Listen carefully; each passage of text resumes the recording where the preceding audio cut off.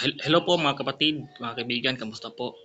Ngayon ay panoorin natin ang sinagawang ah, rally noong January 31. Ayun po, magsuscroll po tayo ng mga video rito. Yung rally po sa para sa impeachment ni PP Sara. Kumustahin po natin. Ako po si Pater Nuez Maquel. Nandito tayo ngayon sa People Power Monument sa White Plains, Quezon City, kung saan nagaganap ang isang multi-sectoral assembly para ipanawagan ang impeachment. Pansin ko lang may mga kabataan kanina pero nagtatabo ng mga mukha ng mga tuwalya. Bakit kaya? Bakit kaya? Ni Vice President Sara Duterte. So ito yung People Power Monument na ginugunita yung People Power Revolution na nagpatalsik kay Ferdinand Marcos noong 1986. So ito yung kanto ng EDSA White Plains. Dito makikita nyo yung mga dumadaang mga sasakyan EDSA northbound. So kung kayo ay babiyahe ngayong araw na ito, keep in mind lang na dito sa EDSA medyo may konting build up lang. Ito pala yung yung isinagawang rally ng mga mayorya. Oo, mayorya daw eh. Tingnan natin. 40 AM na at tuloy pa rin yung daloy ng tao dito. Banda roon naman, makikita nyo yung mga pulis na nagbabantay dito para sa seguridad ng mga tao na dadalo dito sa multi-sectoral rally na ito. So, ito, kanina pa rin sila dito sa bandang initan at nagbabantay sa mga tao na dumarating, patuloy na bumubuhos galing sa iba-ibang parte ng Metro Manila at maging sa mga ibang bahagi ng Luzon. So, ito tara samahan nyo kami, puntahan natin yung banda rito. Yung kanilang stage ay nahulog ako. Yung stage ay nandoon. So, ito yung mga protester, may dala silang mga placard, impeach Sara. Ma'am, anong grupo po kayo? Akbayan Party po. Akbayan Party. So galing sila sa Akbayan Party at ito yung mga kababayan natin na dadalo dito. Saan po kayo? Saan grupo po kayo, sir? Taga saan po kayo? Medyo hindi sila masyadong bukas sa pagpapa-interview. Alam nyo, natatandaan ko nung nag-cover kami nung Iglesia ni Cristo Rally 2 weeks ago. Kapag nagtanong kami ng mga tao, bakit kayo nandito, talagang bukas naman sila ang nagsasabi ng kanila. So siya pa ang nagbigay ng komento sa difference sa kaibahan ng nung January 13 rally at saka sa ngayon na rally. May sa ganun paraan may pagkakaiba talaga. Bakit hindi kaya sila nakasagot? Lang mga rason kung bakit sila naandito, mga pamilya na pumunta doon sa may Dapat alam nila kung bakit sila nariyan. Diba? O baka baka dumaan lang. Hindi natin alam. Quirino Grandstand para sa rally ng Iglesia ni Cristo. So ngayon, subukan uli natin kumausap ng mga iba pa nating mga kababayan dito sa may People Power Monument. Ma'am, saan po kayo? Ano po ang... Parang ayaw nila magpa-interview. Magtanong pa tayo dito mga kasama natin. Ma'am, taga saan po sila? Marikina po. Taga Marikina. Saan po kayo sa Marikina? Tumana. Tumana, Marikina. Bakit po kayo nandito? Gusto lang po namin mawala ang korupsyon sa gobyerno at wala kaming kinikilingang politiko. Pero ito pong rally na ito para Wala pong kinikilingang politiko. Sige. Patuloy. patalsikin para i-impeach si Sara Duterte. Tama po ba? Kaya po kami nandito. So, sino po ang kinikilingan ninyo? Yung katotohanan. Si Duterte po ba hindi ayaw nyo na rin? Ayaw na po. Bakit po? Dahil sa nasa kanila na po yata yung drug lord. Nasa kanila ang kumampi sa Kibuloy. At nasa kanila rin yun sa Parmalin. At nasa kanila yung mga tao na walang birth certificate. At yung mga sinusuportahan talaga nila ay yung mga illegal na gawain. At sila ay tuta ng China. Ako po yung nagsasabi, alam ko nakamedya po ako, hindi ko inaasahan na ako may interview dito. Pero ako po yung naluluha. Ako po yung naparito. Since nung panahon pa ng 2086 EDSA Revolution, naiiyak po talaga ako. Dahil ayaw na ayaw ko po sa korupsyon. Ako po ay isang black chairwoman ng aming HOA, Homeowners Association. Salamat po sa pagkakataong ako ang inyong na-interview. Sa dami-dami ng mga tao dito, patalsikin na sila, nakakasuka sila. Leni Robredo pa ako. Kaya hindi ako Marcos, hindi rin po ako Duterte. Si Leni Robredo po ang aming idol hanggang ngayon. Bakit po emotional sa inyo yung topic na ito? Sapagkat bagsak na ang ating nakakahiya na ang bansang Pilipinas. Yung mga Talagang nakakahiya na talaga ang bansang Pilipinas ngayon. Dami ng problema ng Pinas ngayon eh. Kaya nga, kailangan ng magkaisa. Oo. nung tumatakbo at nananalo. Pero yung mga may alam na baguhan, sasabihin nila, mga NPA. Pero ako po, hindi po NPA po, ano? Hindi po ako NPA. Individual po. Naiyak lang po ako. Makikita po ako ng aking anak eh. Nakikita ako ng mga pamilya ko. Ako po ay lagi nakikipaglaban sa katotohanan. Ayaw ko po sa mga krimen. Okay lang po naman eh, yung ginawa niya. Patayin yung mga adik. Pero yung mga drug lord, sana inuna nang maubos.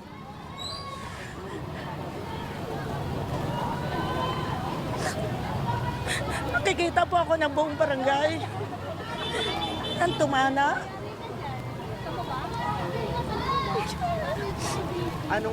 Anong pangalan po ninyo, ma'am? Dory Kalipdan po. Ito po. Ilang taon na po kayo, Ma'am Dory? 60 years old po. At anong oras pa ho kayo nandito? Po. Anong oras pa ho kayo nandito? Kanina pa po, natagalan lang po kami doon sa labas. Kasi yung sinasakyan po naming jeep ay wala pong maparkingan. Ang layo po ng aming nilakad. Maraming salamat po sa pagkakataon. Tumana kayo, no? Hindi ko inaasahan na sa dami-dami ng tao na interview ako. Dahil siguro gusto ko lang mailabas kasi ang hirap ilabas ng katotohanan. Pag nagbulgar ang anomalya, kawawa ka naman. So saan tayo pupunta? Thank you po. Sa Rappler po. Rappler. Eto po, so nakausap natin si Dory Kalipdan, Barangay Chairwoman. Wala na po tayong magagawa sapagkat si Leni Robredo ay wala nga, talo nga. Magagawa na talaga natin ngayon ay talagang magkaisa. Hindi magbubukod-bukod.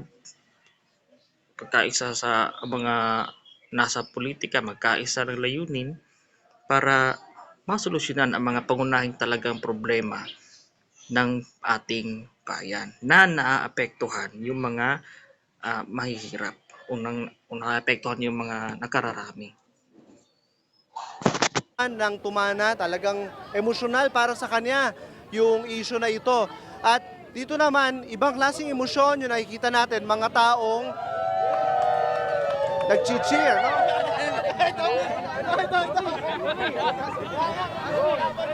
Taga saan po kayo?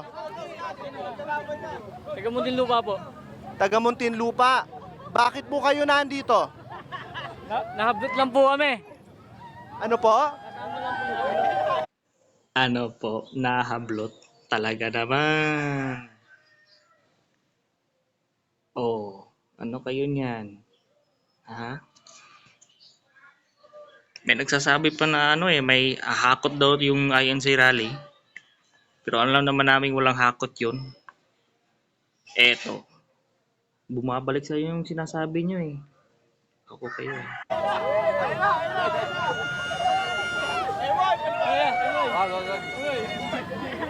Wala, hindi pa makapagsalita yung mga yan. Nagugutom pa. Aha. Oh, bakit gutom? Bakit gutom? Bakit? So, bakit po kayo nandito ngayon, sir? Kailangan namin malumanay eh. Ha? Malumanay. Malumanay, ano yon? Yung malumanay group. Wala, napasama lang kami rito, boss. So, kanina pa ho kayo nandito? Hanggang what time po kayo mag-stay po dito? Hindi po namin alam eh. Yan ang literal na hakot. No? Hakot. Hindi nga nila alam kung bakit sila nandyan eh. Loko talaga. Ano ba naman itong kagagawa niyo? Sino ba leader dito? Kung kailan eh. Alam niyo po ba na ito po ay laban kay Sara Duterte? Alam niyo po ba na itong rally ay laban kay Sara Duterte? Hindi ko po alam, boss eh. Hindi niyo alam? Ay, ba't po kayo nandito? Sila mo na, boss. Nagugutom pa eh. Nagugutom pa. Anong pangalan niyo po, sir? Anong pangalan niyo? MY. MY. Anong apelyido po ninyo? Dimagi ba? Anong spelling ho? Dimagi ba ho? Dimagi ba? Ilang taon na ho kayo? 26. Sige po. Thank you very much po. So, kayo po, bakit po kayo nandito ngayon?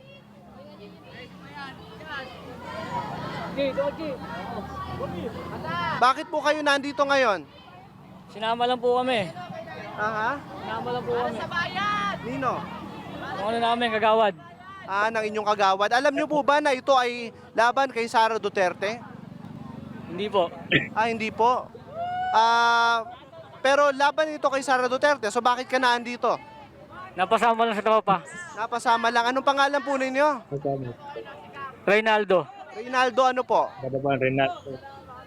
Dimagi ba? Thank you very much. So, galing kayo ng Muntinlupa.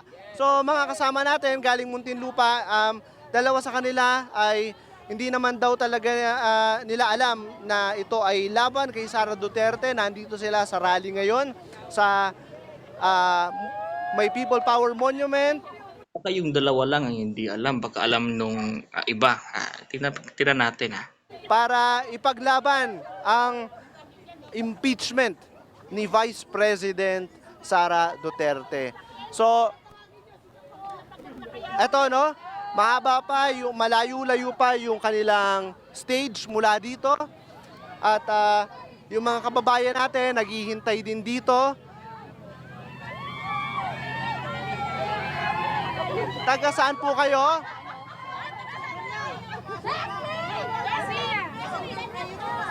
Ano po? Rubina po, Rubina. Robina, Barangay ng? Nagkaisang na yun. Ano po, bakit po kayo naandito ngayon? Tayo dyan. Nakikiisa lang kami sa ano nila. Nakikinig po kami. Kinig lang. Alam niyo po ba na laban nito kay Sara Duterte? Opo. Buti alam. Kayo po ba ay laban kay Sara Duterte? Basta kami nakikinig. Ano po? Kampihan po. Basta kami dito, napunta lang kami dito kasi sa totoo lang hindi ko nga alam dahil ako nagtitinda ako sa pagita. Tapos sumama lang ako dahil sa ayun ko na nakita ko na yung mga kasama ko sumakay na. Negosyante to si ate, negosyante. Kita niya maraming tao, may dala siyang sampagita, sumama lang siya para magkapera. Ayun. Tama yan ate. Bas. Pero bakit kayo nandito ngayon? Sa totoo lang sir, hindi ko nga talaga alam. Kasi ako puyat nga ako hanggang ngayon dahil ako nagtinda ako. Galing ko nagtinda ng timog, sumabay lang ako sa kanila. Anong pangalan po ninyo, ma'am? Lorna Palma, ilang taon na ho kayo? Pwede bang secret? Sige, secret. So, si Ma'am Lorna Palma, na sikreto ang edad, nagtitinda ng sampagita, hindi niya alam kung bakit siya nandito, napasama siya. Kayo po ay isinama ng inyong mga kagawad, tama po ba? Sino po ang nagsama sa inyo dito? Kayo lang. Bakit po kayo pumunta?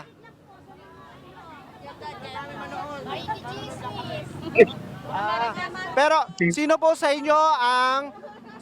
inyo, taas lang po ang kamay, sino po sa inyo ang pabor kay Sara Duterte dito? Kayo po, pabor kayo kay Sara Duterte. Kayo, sinong pabor kay Pangulong Marcos? Wala rin. Pero hindi lahat. Halo-halo pala itong rally nila. Hindi makikita po natin na hindi talaga organisado. Yung iba ay sumama lang at hindi alam kung ano talaga ang objective, kung ano talaga ang pakay sa nasabing rally. Sa pagkikita po natin, talagang kulang po sa leadership itong rally na ito. Hindi mo makita kung sino talaga ang nangunguna. Siguro manood pa tayo ng ibang video baka malaman natin. Kayo ay against kay Sara Duterte. Ma'am, bakit kayo pabor kay Sara Duterte? Sige po. Salamat po.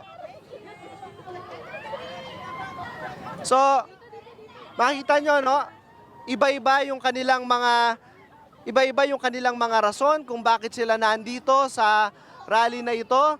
At meron sa kanila na alam nila na ito ay laban kay Sara Duterte. Meron din namang napasama lang daw. Nako, aalamin pa natin mamaya kung ano yung kanilang mga rason kung bakit sila nandito. Sasamahan natin sila dito sa rally at makakausap natin yung mga organizer ng rally na ito tungkol sa iba-ibang mga rason kung bakit nandito ang mga tao. Anti-Duterte rally pero merong anti-Duterte, meron ding pro-Duterte. Magkita-kita ulit tayo. Ako po si Paterno West Maquel. Itong balita to matindi. Tingnan natin. Pero ang mga senior citizen na ito, umuwing nagrereklamo. Pinangakuan daw sila ng kanilang community leader na mabibigyan kapag umaten sa rally. Magkano mapangako?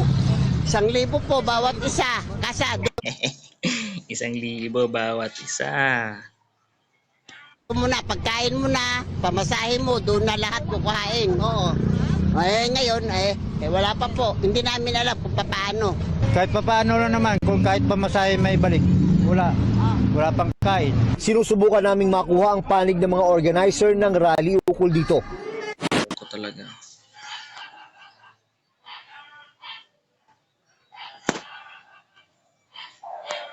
Doon na lahat kukuhain. Oo. Ngayon, wala pa po. Hindi ko naawa. Pamasahe mo, doon na lahat. Sino bang organizer nito? Sino bang nagpapasama sa kanila? Naku naman, matatanda na yan. Oh. Senior citizen, tapos ginaganyan ninyo. Napakawalang hiya nyo naman. Sino ba nag-organize niyan? Kakaawa yung mga matatanda. Oh. Baka siguro nabigyan na. Hayaan lang natin. Ganun talaga eh. Sinabi nga nila na ang INC rally hakot daw. Oo. Nagtanong pa nga na ang ginamit daw na budget noon galing sa Kaban ng Bayan. Ang Kaban ng Bayan, ang buloy namin yan eh. Kala nyo ba? Ano? Sige. Kain, oo. Ngayon, wala pa po. Hindi namin alam kung paano. Kahit papaano lang naman, kung kahit pamasahe may balik, wala pang kain. Sinusubukan naming makuha. Nakakaawa talaga eh. Oh. Senior citizen tapos ginaganyan talaga nila. Ganun pa man wala na tayong magagawa dyan. Ganyan talaga sila eh. Yung mga sinasabi nila na mga batikos, mga masasamang salita tungkol sa Iglesia ni Cristo rally, peace rally, ay talagang bumabalik sa kanila. Hindi po natin alam kung bakit nasasabi nila yon. Bagamat ang sinusulong natin ay kapayapaan. Sino bang hindi gusto ng kapayapaan? sila lang naman ang hindi gusto ng kapayapaan sapagkat ang kanilang utak ay magugulo. Ang kanilang palaging iniisip ay gulo. Kaya kapag sasalita ng mga ganon at bumabalik din sa kanilang mga sinasabi. O yun lamang sa ngayon ha. Huwag niyo kalimutan na mag-subscribe sa aking channel at maraming salamat po. Ang panig ng mga organizer ng